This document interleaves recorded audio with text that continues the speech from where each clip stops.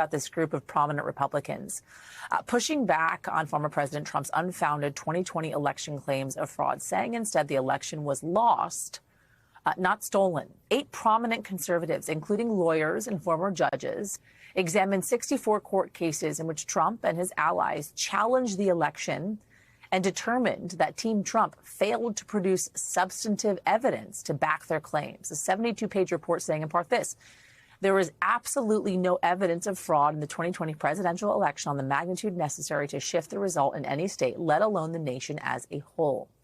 Joining us now is former Missouri GOP Senator John Danforth, one of those Republicans looking to set the record straight. Thanks so much for joining us on this. We appreciate it. Talk to me first about why you felt it was important to sign on to this effort.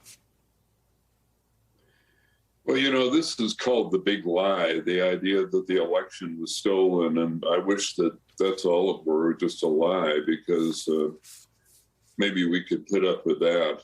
But it really is an attack on the Constitution itself.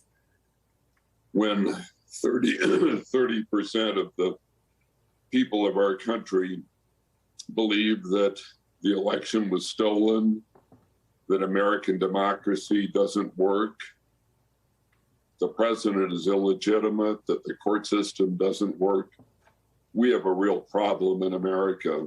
And we thought that it was important to confront that.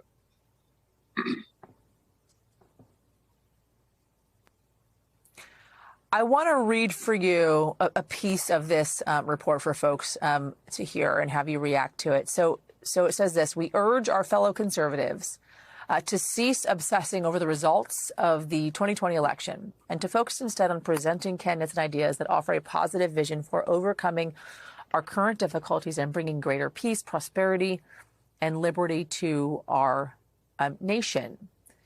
I guess my first question out of this is that possible, considering the current climate, especially as you have a January 6th committee investigating what took place with January 6th, and you have the possibility of the former president running for election once again in 2024? Well, consider the situation in my state of Missouri in this coming Senate election. We have a number of candidates who are running for the Senate, and what's interesting about it all and threatening is the violence in the campaign.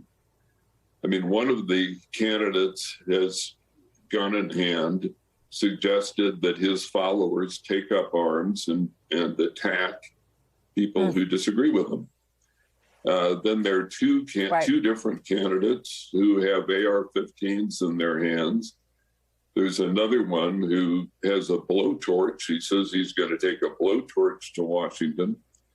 There's another who bills himself as a human hand grenade. He says, pull out the pin and roll me onto the floor of the Senate. So what happens is that if people don't believe in our constitutional system, if 30% believe that the election was rigged, that the government is illegitimate, the next step for a lot of people is violence. And that's what happened on January 6th. And that really is the tone of the Senate race in Missouri. And we are confronting that. There is an independent candidate for the U.S. Senate named John Wood.